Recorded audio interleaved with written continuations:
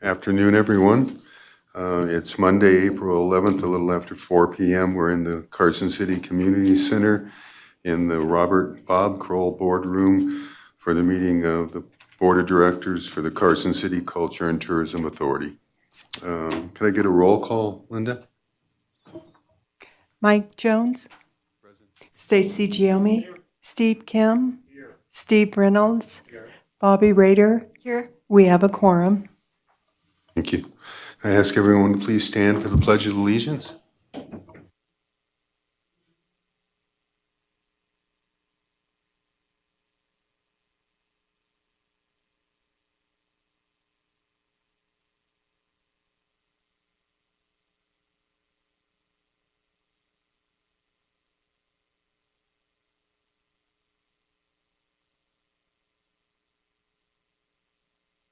Thank you. This time I'll ask for public comment. Anyone have any public comment? Seeing none, we'll move on to the next item 5, approval of the minutes of the March 14th, 2022 CTA board meeting. Does any member of the board have any changes or questions on the minutes of last month's meeting?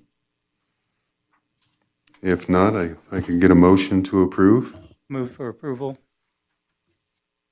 Second? All in favor? Aye. Opposed? Hearing none, motion passes. Next, we'll take up the consent agenda. Does any member of the board, would they like anything pulled, individual item from the consent agenda for discussion? I don't see any member of the public here, but I'll ask anyway. Any member of the public would like anything individual pulled from the consent agenda? If not, I can get a motion. I move to approve the consent agenda as presented. Second. All in favor? Aye. Opposed? Hearing none, motion passes. That'll be us on to item 9, monthly action items. Presentation and discussion only. David, Executive. Thank you, Chair Jones. For the record, David Peterson, Executive Director with the CTA. 9A is my Executive Director update. Just 2 things for this month. We are in the middle of working on grants, first cycle, fiscal 23 for Nevada Commission on Tourism. They're due, I think, 29th of this month. So we've working through some thoughts and ideas on those grants, and we will get those submitted before the end of the month. Second thing, just for the board's knowledge, with our new purchasing policy that we have in place, I did an amendment to the KPS3 contract just for length for 1 additional fiscal year for the web development contract. So I just wanted the board to be aware of that. Originally, I thought that had to come to the board, but Todd has advised that that was not the case. But that amendment is sitting with their CEO right now. And again, that's for the web contract. Go ahead, Todd. And this is Todd Reese, Deputy DA, just for the board's edification, and I'm sure Stacy is well aware of this one. If a contract is being extended, just the length of time is being extended. Per the Carson City's policy, the chair or the department head can go ahead or the city manager can go ahead and extend that contract. In this case, there was no additional funds attached to that extension, and so that was the reason why it didn't have to come back before the board. Thank you, Todd. Appreciate that. Any questions for me on either of those 2 items? Seeing none, we'll go ahead and move on to 9B, transient occupancy tax actual versus forecast. So in your packet, you have the large piece of paper. You'll see February came in higher than January as compared to prior year, budget 19, the whole 9 yards. Very good month. And talking with the properties, I did go ahead and reset March and increase it back to kind of where we were projecting, I want to say, at the beginning of the calendar year, and then kind of taper, it down for April, May. And I'll just remind the board, as we discussed last month, Staybridge is reflected in these numbers because it came online in May, middle of May 2021. I'm looking at Stu. Yeah, so our reset of base, really, full month is June, because that will be on the full property to property level. But the Carson Tahoe Hotel is currently out of service as it's going through a transition with new ownership. So we have no lodging tax coming in from that property at this point until that goes through and the new owners have that property up and running. So Which is that one? Sorry, remind me. Carson Tahoe Hotel is I heard right, the name, right I next just- to us, right on the corner there of, Oh, yeah, Yeah. yeah. Mhm. Yep, got Yep, yep. it. Yep, yeah. thanks. Well, everything I read was April, Right. maybe May, but I don't see that happening. So I don't know. I heard the same. Yeah, I haven't heard any. I had a couple of people call me this morning, having come back to the office, and I don't know. I haven't heard anything. Thank you. Yeah, newer on that. So that's where we're sitting right now. Is about 28%. We're projecting to be over the 21 actual, which puts us at about 25% over the fiscal 19 actual. So if there are any questions, happy to address them. All good, I guess I would say. Yeah, Go no, ahead, Chair. as we spoke earlier, I think you're going to see these numbers continue and Yeah. budget accordingly. Yep. Into 21. No, agreed. Okay, no questions. We'll go ahead and move on to 9C, events and sales update. Boy, I am super happy to introduce this young man in front of me, Mr. Stu Wexler. He is our new events and sales manager, and gosh, you've been on the job now maybe 8 days or so, or 9 days. I'm so sorry, I shorted you a day. Felt like 8. So please, Stu, if you want to say a few words about what you've done here in Carson City, Reno, and Carson City, all that good stuff, happy to turn the floor over to you. Hi, nice to be here. So I've been in Carson City 25 years. Just celebrated my 25th wedding anniversary, actually, so happy about that. But I've been in the lodging industry and hospitality for the last 14 years. So I do know the Carson market, and I've gotten to know a lot of the people that work here, work with the lodging properties. We had a good relationship, so I think there's an exciting time, and I think just from the short time that I've been working here, I just see that there's a lot of interest in Carson City going forward. Just nationwide, I think a lot of folks are looking to come to our area, so that's part of what we want to do. It's part of what I want to do. And then going to the International Powwow in June. Excited about that because as we see the restrictions being lifted, there's going to be a lot more international travel. So we're excited about that too. So that's it. Any questions for Stu? I want to say he jumped right in. So I had 2 days with him before I went to Mexico for the Travel Nevada sales mission last week, and he's been to all the park facilities. So huge shout out to Scott Chapman for setting up the meetings so Stu could see the different facilities, right, that we work with collaboratively with the parks team to bring these events in to Carson City, and he jumped right in. I think we got 31 appointment requests out of our 50 allocation for IPW in June in Orlando, which is awesome. Yeah, up to 34 today. Oh, wow, this guy, whew, good job. No, that's wonderful. So, yeah, and we'll start the transition process too with the different events, getting Stu connected with those folks. And we still got ABA lead follow-up that we'll be working on as well from the ABA conference this calendar year. So I'll give a quick update. Last week, I have to say, it was wonderful. The sales mission that was put on by Travel Nevada and GMS, which is their rep firm, was packed. We were adding tables at the group presentations. I think we had 60-something tour operators in the room in Mexico City, 40-something. We added another table in Guadalajara. I did 11 one-on-one appointments on behalf of the territory. I was there to represent the territory. And we had individual meetings with Price Travel, Mex Hall, and Mega Travel, which is the largest tour operator in all of Mexico, as well as Volaris Airlines.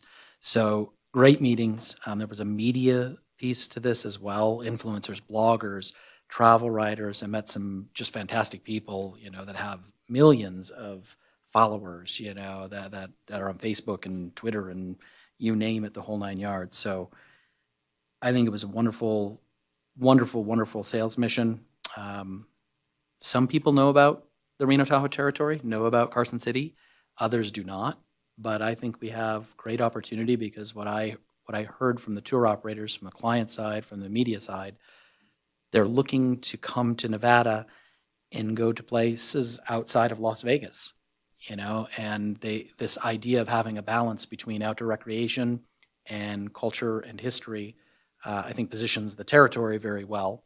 But we're right in the thick of that. And so I think for Carson City, we have some great opportunities with the Mexican market. And going through the briefing, we were reminded from Mexico to the tip of Argentina, you have 600 million people. And let me tell you, there's money in Guadalajara, having been there for a couple of days. And we have the direct flight from Guadalajara to Reno. And I think we need to help a little bit with that, as a territory up here, especially for summer. We're fine in the winter because of the ski market, but they want what we have. A lot of conversation that was had was about outdoor recreation, about our trail system. They're huge hikers and walk the trails, right? And maybe to a lesser extent, the mountain biking side of things. But I think we've got cool opportunity in front of us. So it was a pleasure to represent the territory last week, and it was just best sales mission I've been on, to be honest with you. Every detail was very nicely planned. So that's a little bit of an update on the sales front as far as the Mexico sales mission last week with the Travel Nevada team. So, Mike, did you have a comment? Well, two things. First, Stu, welcome aboard. You're joining a great team here, and I'm sure your addition will make it even stronger. So, happy to see you on the team. So when you go to these international sales, so you see it this year. When do you expect to see for the results? Is it a year out? Is it? I'll be honest with you. It's the long game. I mean, 18 months, 2 years, could be as long as 3 years, because we're not on the territory level. Tahoe is in some of the product, right, with the different tour operators. Reno is as well. Virginia City, Carson City, Carson Valley, we're really not, right? And so next steps, I've got some follow-up to do with some of the folks that I met with, but then it's how do we get the communities down here on the valley side into that product, right? That's going to take some time. There is a FAM at the end of this month with tour operators. Travel Nevada is bringing them in. They're actually, if all goes well, we'll have them out on the rail bikes. And I don't know if it's 11 or it's 13 tour operators from Mexico who are coming, and they'll be here for the better part of a week in the whole Reno Tahoe territory. This is what needs to happen. We need to get these folks into the territory, into this area. Some have been here before, some have not. Only Lake Tahoe, right outside of Las Vegas. And so I think it's important, especially for I'll say product managers, Stu can correct me if I'm wrong, but the folks that actually build out the product, build out the itineraries, right? I think that's important. To have them come to the destination and to see what's new and what's going on, and again, on the territory level, but then obviously for Carson City. We talked about Stewart, Bobby, that went over very well. So that's something new, right, for these folks. Talked about rail bikes, talked about the trains here in Carson City. But yeah, I think we're, a couple of years. It could even take longer, for those folks to start bringing groups or send FIT here. We do lack a local receptive operator. That came up during my one-on-ones. We have a receptive down in Las Vegas, but there isn't one in the rest of the state of Nevada. And so we kind of play this weird role as a DMO, like we help, coordinate things, but we're not booking anything, right? You don't call us to book your 3-day tour, right, from Mexico up in the Reno Tahoe territory area or the Carson City area. And so I think there's some infrastructure development that needs to happen, up here in the Reno Tahoe area. So, but yeah, that's if you guys recall when we attended NTA 2019 in Fort Worth, we didn't see the first group come in until 2021. It was literally, I think, about 18, 19 months later, and that's on the domestic side. Same thing with Tours of Distinction. They came in, I think, during the summer of 2021, if I recall correctly. So it does take a while for these leads to materialize. So it doesn't happen, within a week or within a month. And I think we need to do our part as well. And obviously, having Stu on board now, having that follow-up and reaching out to these folks, maybe not every month, but at least on a quarterly basis to see how they're doing. Where are they? How are they planning? They're usually a year or 2 years down the road as far as product development as well.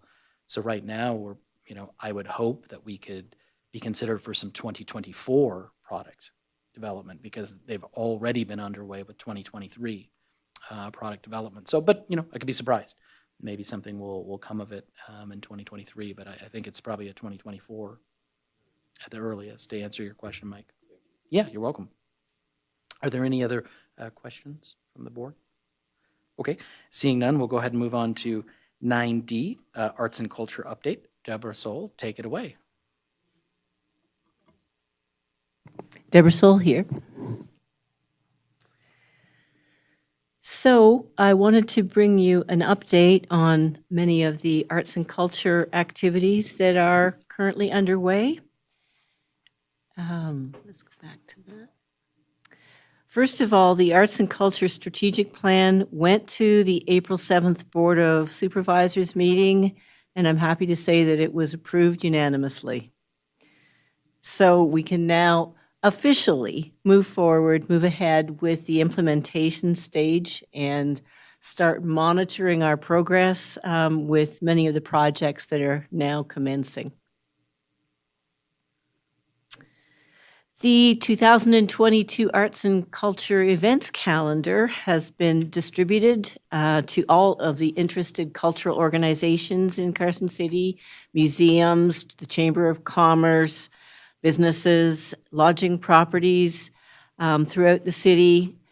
I actually have a few copies here if anyone hasn't seen it and would like to see what the events calendar looks like. And if anybody's interested in obtaining calendars, let me know. I have lots in the office that can still be distributed. Planning for the Mark Twain Days Festival, which is almost exactly a year away now, is progressing. There's been incredibly strong interest and a lot of people, a growing planning committee, and a rough list of scheduled activities has been produced. Thank you. And still lots of details, obviously, to work out and refine before we get there. There's also a fundraising show to raise funds towards the 3-day festival that's planned for the week prior to Nevada Day, featuring McAvoy Lane, to be held at the Brewery Arts Center. The Art on the Trails and the Environmental Art Project.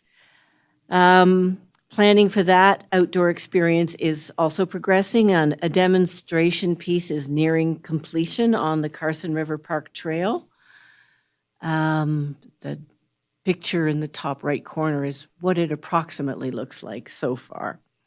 For this project, art stations will be situated along selected trails in the Carson River Park Trail area to provide the opportunity for visitors and for residents to try their hand at this point, it looks like plein air painting, gourd art, and to learn about environmental art. And I'm currently working with the Parks and Rec Department with their staff to make this a collaborative event that we're planning with music and a meal that's supposed to take place at Silver's Saddle Ranch afterwards. And murals.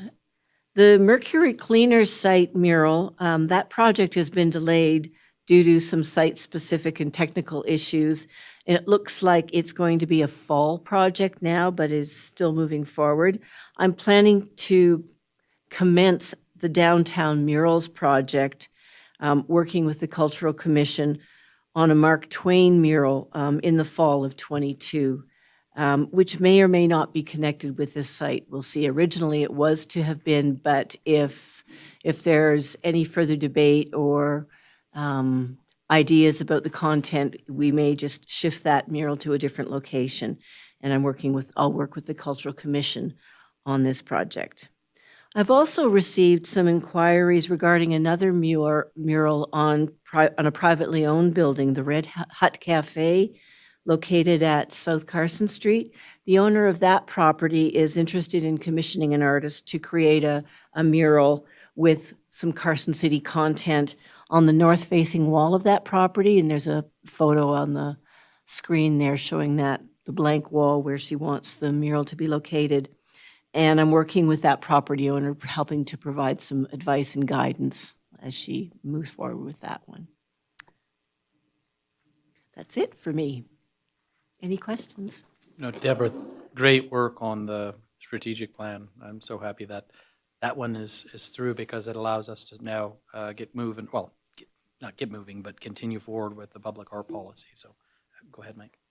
No, I just wanted to echo David's comments. I know how much work and effort went into that plan, and you shepherded it through from the beginning to the end process. So, which wasn't always easy. So, thank you. Don't feel too bad for her, because she's going back to Canada on vacation for like an extended period of time as a result of everything she went through to get that plan put together. So it's all paying off in the end. So yes, no, thank you, Deborah. Appreciate it. Any questions, anything for Deborah? Okay, great. We'll go ahead and move on to 9E, the marketing and public relations update. Lydia Beck. I'm going to have you Your time. stall for me for approximately a couple minutes, if you don't mind. We're Wait, having some are display you saying issues you want me to talk more? for the first time ever. Oh my gosh. Oh, I don't know what All to do. jokes aside, I've bear got with me here for a second. Stage fright now. I wasn't expecting to have this extra time. You know what? Go ahead, Steve. Go ahead. Oh, no question. I'll just maybe while Lydia's getting the presentation up and running, what was very interesting, just talking about Mexico with the PR side of things, what I heard from some of the influencers and the bloggers, these are younger people, so think millennials, right? They're very interested in this connection to the earth, as they put it, right?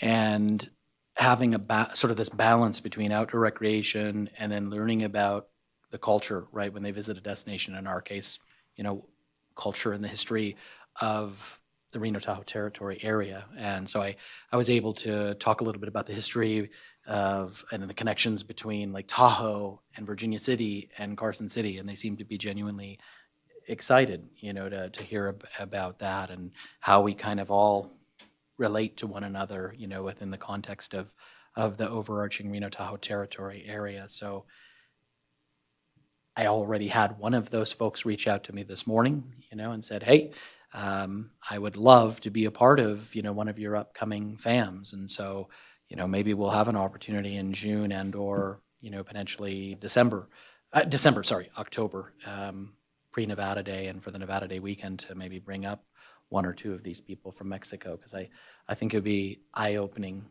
for them to see what I was talking about on the territory level, when I was there last week. So anyway, all good, I guess, going back to the mission last week. It was very nice to have a media component Normally it's to that sales mission. So.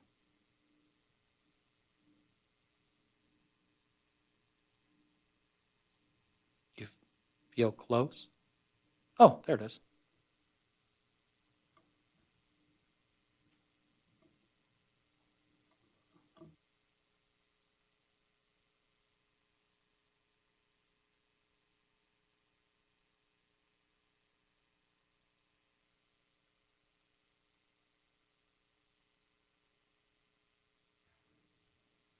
While we're waiting to have that presentation come up, this Wednesday, actually this week, the Lieutenant Governor, our new Lieutenant Governor, is going to be here in the Reno Tahoe Territory area, and she's going to be touring around all the different areas within the territory.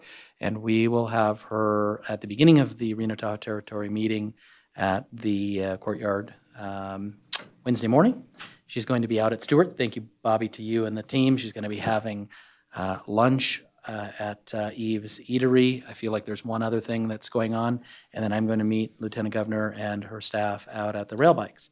So she's very much about promoting, small local businesses and what's new, and understanding what's going on within the territory. So that is on Wednesday, and I'm happy to say we'll have Lieutenant Governor and her staff and family here in town for a few hours. So with that, I think You're set. oh gosh. Thank you, Oh, my lobbyist. You're welcome.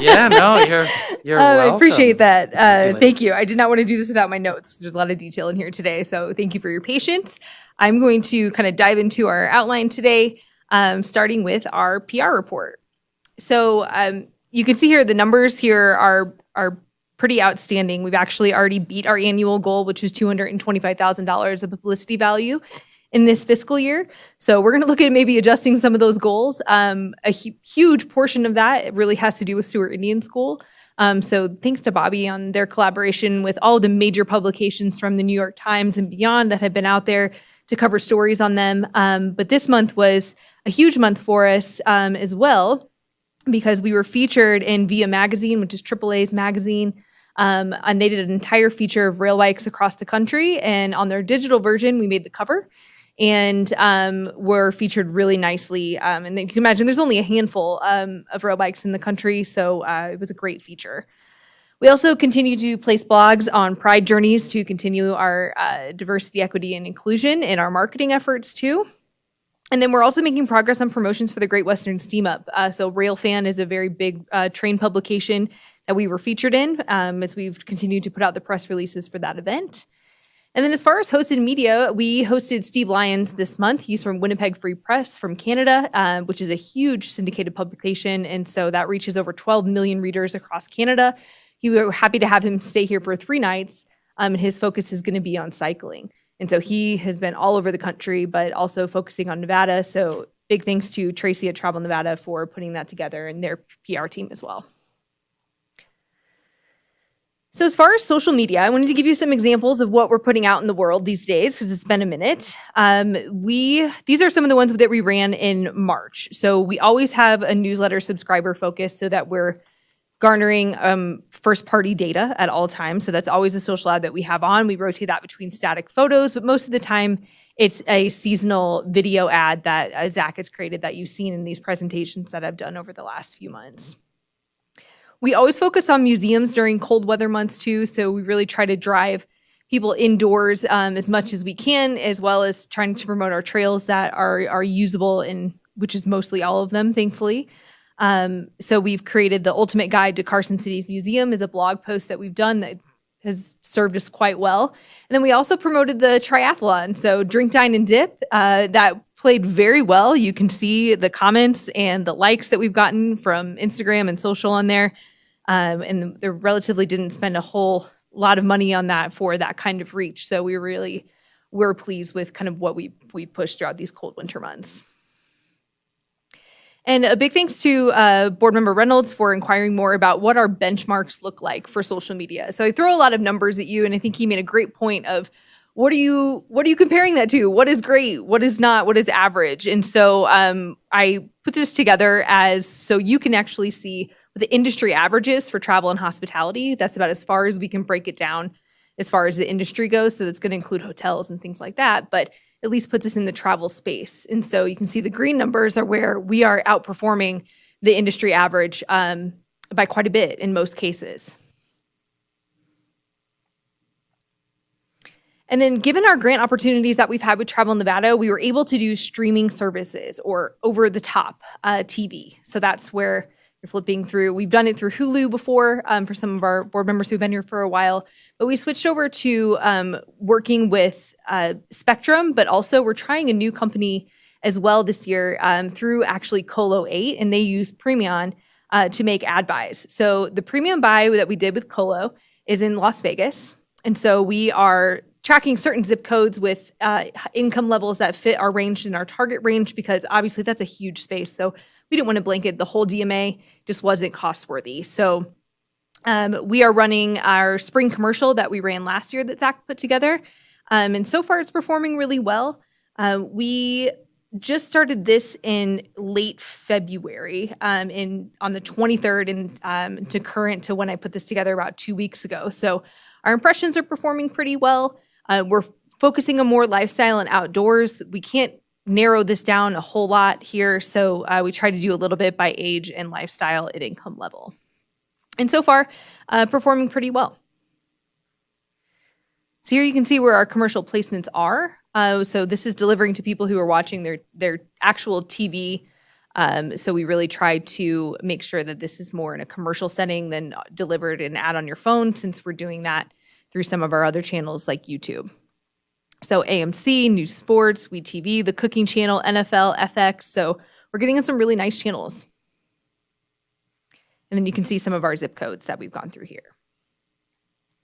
Now with Spectrum, we're still testing. There's a lot of companies that you can buy through. So we really wanted to try to make the smartest buy and use this grant to test out 2 different companies to test out the different reporting. Spectrum we knew was tried and true. We'd used them before, but wanted to try out Colo because Premion has a lot of great reviews and their reporting is a little bit more robust. So we ended up staying with Spectrum and doing that in Sacramento only. And this actually began in the middle of March. So this was staggered a little bit due to some technical issues that they had, which actually ended up working out in our favor because they gave us some larger ad buys in kind. So we're not so mad about it. But and we'll get to run this a little bit farther into the season. So that's why you're going to see a little bit less impressions. Here we're coming up with CNN. Pluto TV goes to a ton of different devices and TV devices, Fox News, ESPN. And you can see this is some pretty great TV shows to go on. So jumping to another one of our marketing channels, which is our e-newsletters through MailChimp. And this, what you see here is a visual example of what it looks like to scroll through our latest one that we put out in March, focusing a lot on spring and our spring checklist blog that we've done, and learning more about our blog that has more other content. And so I'm not sure if you knew this, some of you might know, but we used to have over 20,000 emails that have been garnered since far before I had ever been here. And our open rate was terrible. And so we had a lot of names that just weren't engaging, weren't interested in our content anymore. So last year we scrubbed that list down to about 6,500 subscribers. So we actually had everyone re-opt in, which also helped with our GDPR safety privacy guidelines too. So we make sure that we're getting people who want our content. So our list went down significantly, but our open rate jumped quite significantly as well. And so you can see on this last one, in spring, we had a 39.2% open rate, where the industry average is about 23%. So we were happy to see that. So I think we're continuing to put content and testing things out there. With everyone, we try to do 1 to 2 a month, just depending on how much is going on, especially when there's more events. And the nice thing about MailChimp, we actually upped our subscription so that we can get more data from this, because now that cookies are going to be going away from Google and we can't follow people around the internet like we used to, we want to gather as much first-party data as we possibly can. And so our newsletters are one way to do that. So you can see we skew a little bit more female, and a little bit older in this range. About 51% is 65 or older. But I think as we continue to run more of these through Instagram and through our social media and garner more addresses, I think we'll begin to lower that age a little bit too. And then DMA West. So that's the Destination Marketing Association Western chapter. Every year they do a tech summit, and I was lucky enough to attend that in Tucson, Arizona, I guess 2 weeks ago now. And it was a great summit, and the first time we had been able to get together in person in 2 years. So there was a lot of people that locally go, so North Lake Tahoe, South Lake Tahoe. I got to reconnect with those guys and kind of see what they're doing, but also hear from people all over the West that attend this summit and just give us some great things that are going on in the digital space. And virtual reality is a growing in popularity and affordability. So we're coming to find that as Facebook gets involved They're driving down the cost of what virtual reality is that's what they're focusing on. So those goggles that used to be very expensive can now be about $400. And so I think in the visitor center, it's a viable option to be able to do some really unique things that might be more engaging for kids, especially as we open the space up, get merchandise, and created more of an attraction, as we've talked about in the past. Small meetings in sports will have a huge comeback in 2022. I think Stu's already feeling that. And at the Tech Summit, they really hit that home. And my favorite part was nostalgia was a recurring theme. So trips in 2022 are going to be prioritized to see loved ones, and they're prioritizing to make it the greatest trip of all time. They're calling it the GOAT trip. So they had an entire breakout about nostalgia marketing. And so it made me feel great about our decision and where we're going for our marketing campaign. And really excited to see where that goes. So as we focus on reconnecting family and making memories, I think our ad campaign is going to be a great cornerstone of people who are coming to Tahoe and hopefully getting them down here to Carson City. So one thing was really interesting that you might not know is that Gen Z now actually make up 40% of all consumers. And they are hugely into nostalgia, definitely into 90s nostalgia especially. And so they had a whole breakout dedicated to that, and I thought that was really interesting. And so I think we're trending in the right direction. And though Gen Z might not be our age demographic that we're looking for right now for travel, I think keeping our marketing in this direction, or just starting off and testing it, is going to be some great insight into the future of what we can do. I would just like to say that considering the 90s nostalgic makes me sad. I know. Yes. I'm sorry. I'm just the bearer of the news. The research told it all. I just think of it as a decade of poor music. Oh, Backstreet Boys didn't do it for you? Oh, man. So we're excited. We're excited for that. But yeah, it's definitely going to be interesting marketing to Gen Z. They talked a lot about how, not only they're into nostalgia, but they're also very into trusting the brand and the sustainability that they are, giving back to the planet, or how green they are, or, whether or not they just register with who they are. And so you really have to speak to Gen Z and give them a reason to come other than it's just a pretty place. So What age group is Gen Z now? that is, if anyone knows, let me know. But it's the generation younger than me. So I would say they have to be in their 20s at this point. The upper range of that. In younger. Yeah, younger, yeah. Because I think that's Early my 20s and daughter's younger. 20, going to be 21, and she fits. There you Yeah. go. Born in the mid-90s? Yeah. Yeah. So mid-20s is the oldest range. Okay. And just for the record, Chair Jones was an NSYNC fan from the 90s, not sorry. the Backstreet Boys. So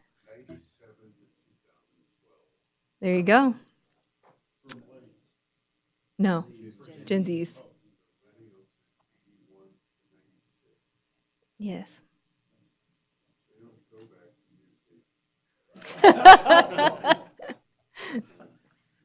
We are known Well, as, I'm a baby boomer still. I was the end of the baby boomers, so, yeah.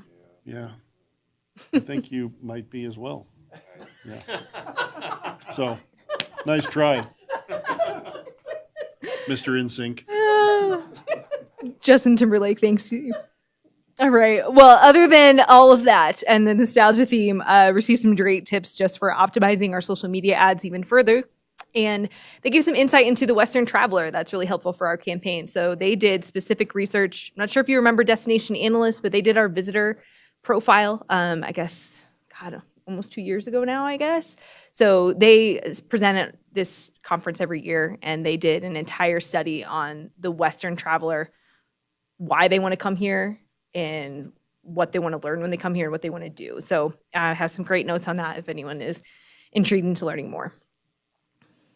And then to end it, I have some great commercials from Zach that he has put together. He's just been on a roll lately. We went out and got some content for the spring, and it was kind of peak, and we knew we had to get out there and get it. And he's just pretty incredible about turning stuff around even in a day. So these are some stuff we put together. in the last month. This one you've already seen. I wanted to make sure everyone's seen this before, but this is what we're running on our streaming advertising. So just wanted to give you a reminder of this. You've been waiting for this moment. It's time to reset. Fill up your Some cup. sound.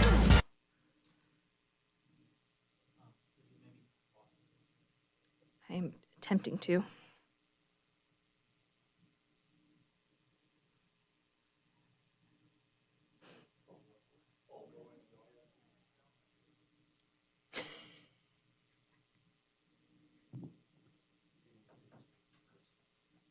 Maybe.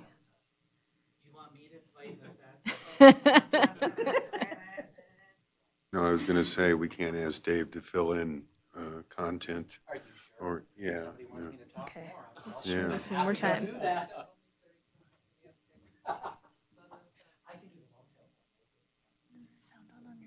It is all the way up.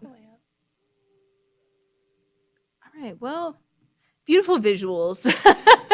I think many of you have seen this before. I just want to remind you, this is the commercial that's out And a into the play. world, especially in Sacramento and Cast out, and Las where Vegas. adventure is no set tracks. Rooted in history. Ready to roam and roaring with rhythm. Feel the There's the heartbeat of sounds. Nevada in Carson City. Or trumpet, I'm sorry, trumpet. Yes. Thank you. I- Icicle's recording. Good thing we're correcting. Yes, trumpet, that's right. No, I'm a Gen Xer. Well, I can send you these two. So this is one that Zach did with Deborah, just promoting the environmental arts project, which doesn't have a lot of excitement because without the it's so audio. context dependent. Talking about the It's project. intended to become part of the natural environment in which it's located. Yeah, it's your voice talking Environmental art that we're out. creating here is sometimes called natural art. It uses only natural materials that you would find in the I local was just area. basically in this And it's intended to clip be temporary. talking about how It will environmental art is all eventually about disintegrate or reflection of the decompose with the place forces of nature. and the visual images and the materials, and it's meant to be reflective. And Who did that was mine. Okay. Yeah, that's very cool.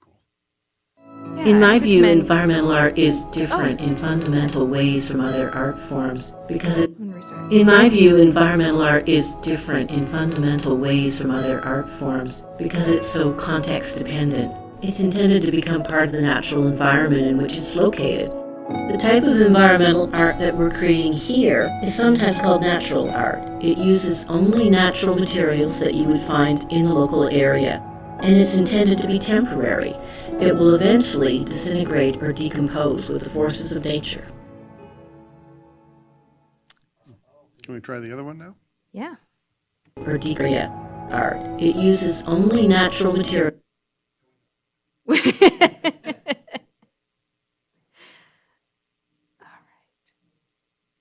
Oh, come on. There we go. You've been waiting for this moment. It's time to reset. Fill up your cup and get a fresh take.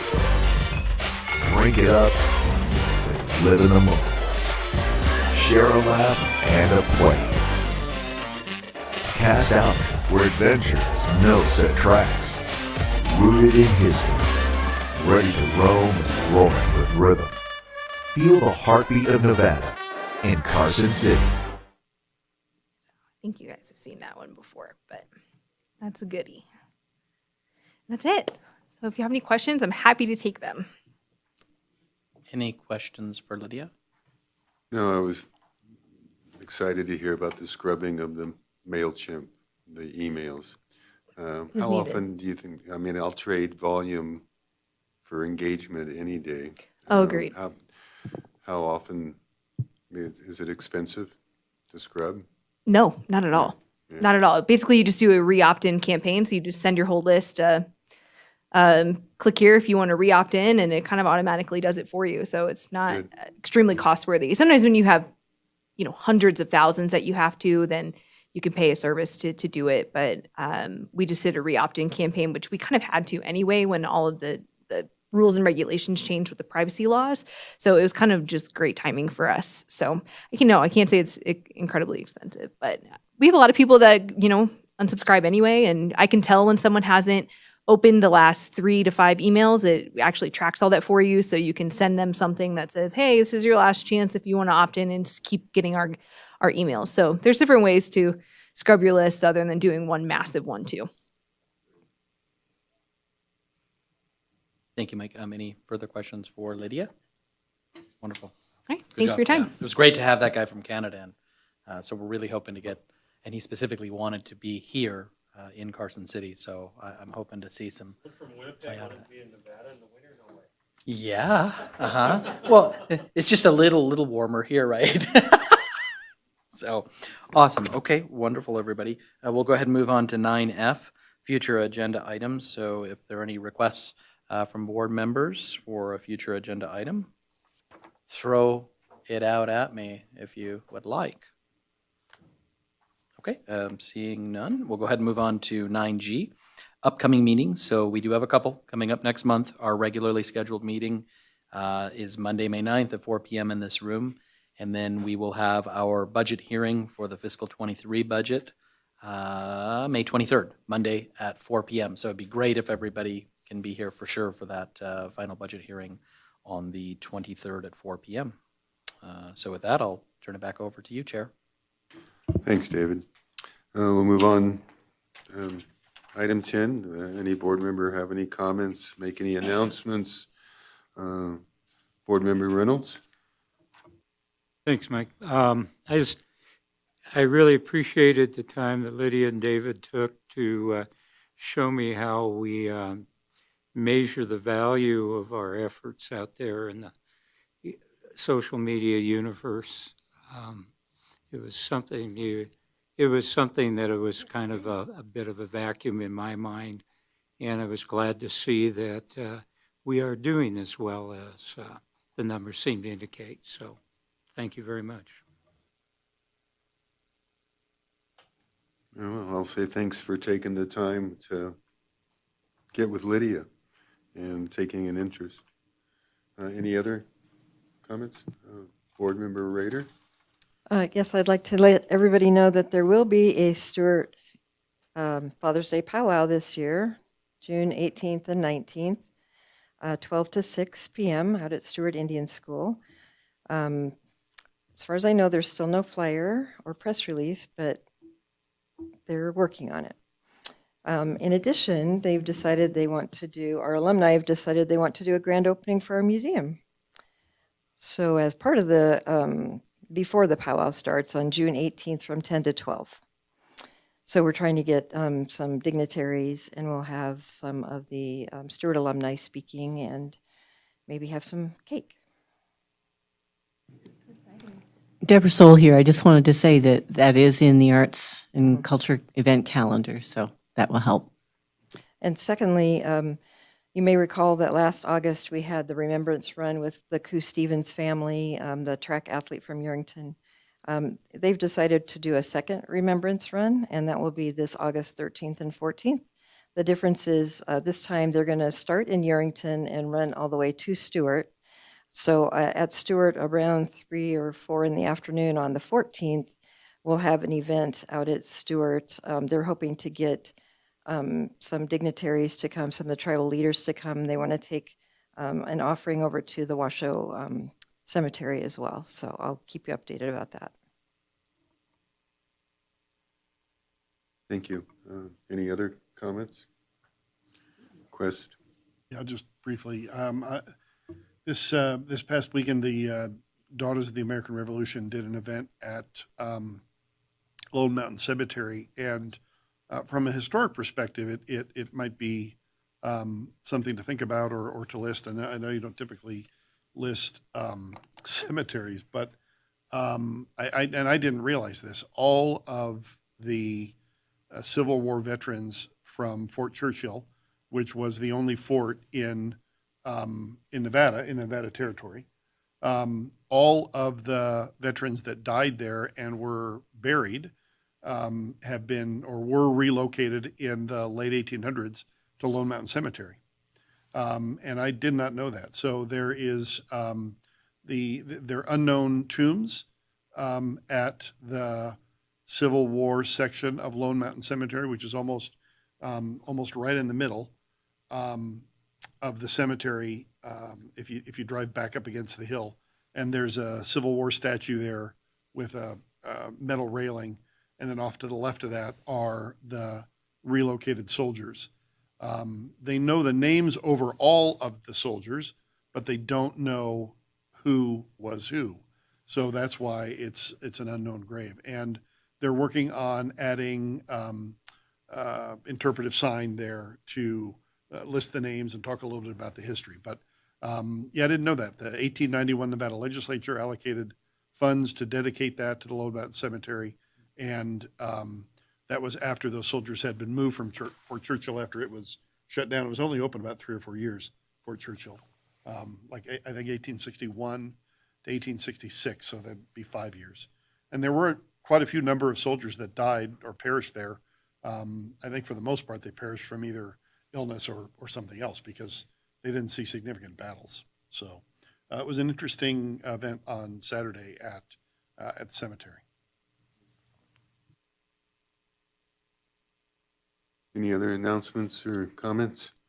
If not, we'll move on to item 11, and I'll ask one last time for any public comment.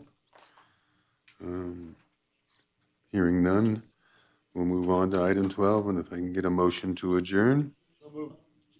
We're adjourned.